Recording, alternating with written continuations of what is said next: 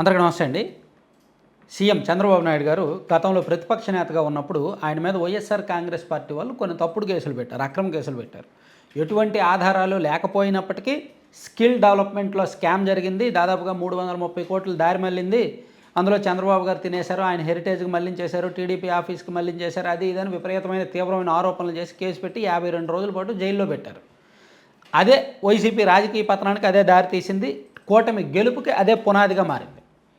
సరే, ఇప్పుడు టీడీపీ కూటమి అధికారంలోకి వచ్చిన తర్వాత వీళ్ళు అక్రమ కేసులను ఒక్కొక్కటి తీసుకునే ప్రయత్నం చేస్తున్నారు. ఎందుకంటే గతంలో వైసీపీ అధికారంలో ఉండగా 5 ఏళ్లలో టీడీపీ వాళ్ళ మీద, జనసేన వాళ్ళ మీద పిచ్చి పిచ్చి కేసులు పెట్టారు, పనికిమాల కేసులు పెట్టారు, అక్రమంగా కేసులు పెట్టారు, పోలీసులతో వేధించారు. సో ఆ కేసులను ఖచ్చితంగా తీసుకుంటారు. తెలిసి అక్రమ కేసులతో జీవితాంతం ఎవరు వేగలేరు కదా. ఆ కోర్టు వాయిదాలకు తిరగలేరు, పోలీస్ స్టేషన్కి తిరగలేరు, అదేదో కొట్టించేసుకుంటే మంచిది. అదే ఇప్పుడు ప్రస్తుతానికి కూటమి నాయకులు చేస్తున్నది అదే. కాబట్టి ఇందులో చంద్రబాబు గారి మీద ఉన్నాయి, లోకేష్ గారి మీద ఉన్నాయి, చాలామంది మీద ఉన్నాయి. సో చంద్రబాబు గారి మీద పెట్టిన సిఐడి కేసులను కొట్టించడానికి ప్రస్తుతం ప్రయత్నాలు జరుగుతున్నాయి. ఇక్కడ పోలీసులు ప్రభుత్వం కంట్రోల్లోనే ఉంటారు, సిఐడి ప్రభుత్వం కంట్రోల్లోనే ఉంటుంది.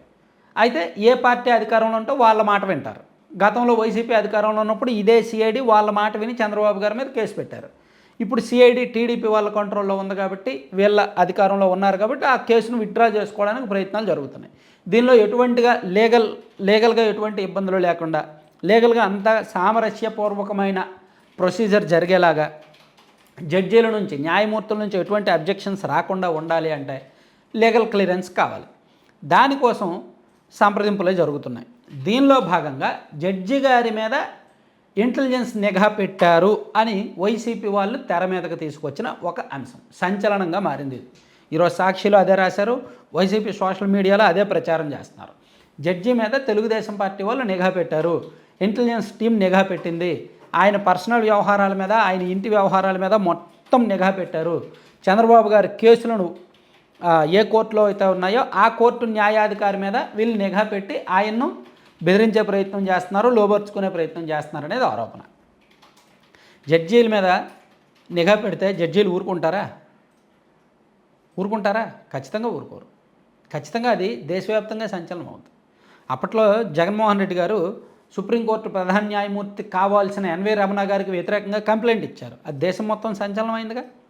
అప్పట్లో వైసీపీ అధికారంలో ఉండగా హైకోర్టు న్యాయమూర్తుల మీద, ప్రధాన న్యాయమూర్తి గారి మీద కులం పేరుతో దూషించారు, కోర్టుకి లేని పార్టీ ఆపాదించి చాలా పనికిమాలిన చెత్త పోస్టులన్నీ సోషల్ మీడియాలో పెట్టారు. అది దేశవ్యాప్తంగా ఇష్యూ అయిందిగా. అలాగే ఫోన్లు ట్యాప్ చేస్తున్నారు, జడ్జీలు ఫోన్లు ట్యాప్ చేస్తున్నారు అని పెద్ద ఆరోపణలు వచ్చాయి, అది అయిందిగా.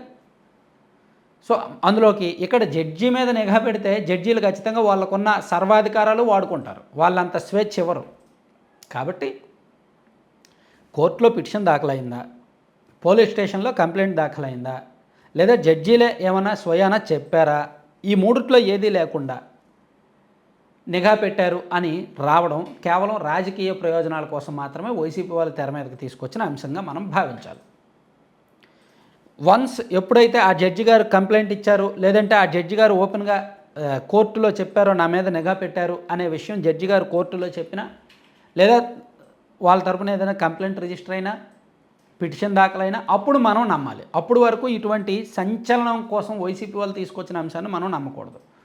ఎందుకంటే వైసీపీకి ఇటువంటి ఫేక్ ప్రచారాలు అలవాటు, సాక్షి వాళ్ళకి ఇటువంటి ఫేక్ రాతలు అలవాటు. కాబట్టి మనం దాన్ని ధృవీకరించలేము, అప్పుడే ధృవీకరించలేం. అయితే దీనిలో నాణేనికి రెండో వైపు ఒకటి మాత్రం నిజం, చంద్రబాబు గారి కేసులను కొట్టివేయడానికి ప్రయత్నాలు జరుగుతున్నమాట వాస్తవం. ఢిల్లీ నుంచి సిద్ధార్థ్ లోత్రా గారు వచ్చి 3 రోజుల పాటు ఇక్కడ మకాం వేసిన మాట వాస్తవం. న్యాయపరమైన అంశాలను పరిశీలిస్తున్నమాట వాస్తవం. అంతే తప్ప జడ్జీల మీద నిఘా పెట్టారు, జడ్జీల మీద ఇంటెలిజెన్స్ నిఘా ఉందని మనం చెప్పలేం. న్యాయ ప్రక్రియ పరిశీలిస్తున్నారు. రకరకాల న్యాయపరమైన అంశాలతో జూనియర్ ఈ రాష్ట్రంలో ఉన్న కొంతమంది లాయర్లకు సూచనలు ఇస్తున్నారు. అలాగే సిఐడికి కొన్ని చెప్తున్నారు. ఇప్పుడు సిఐడి వీళ్ళ కంట్రోల్లోనే ఉంది కాబట్టి సిఐడికి చెప్తున్నారు, ఆ కేసును విత్డ్రా చేసుకోవాలంటే ఏం చేయాలి, కోర్టులో ఏం చెప్పాలి, రీజన్స్ ఏంటి, న్యాయపరంగా నిలబడాలంటే ఏం చేయాలి, ఇటువంటివి చెప్తున్నారే తప్ప సిద్ధార్థ్ లోత్రా గారు ఇక్కడ ఉండి చేస్తున్న పని అదే తప్ప జడ్జీల మీద నిఘా పెట్టేంత సీన్, అంత సాహసం, అంత సంచలనానికి ఈ ప్రభుత్వం తెరతీయదు. అదైతే మాత్రం జరిగే అవకాశం లేదన్నమాట.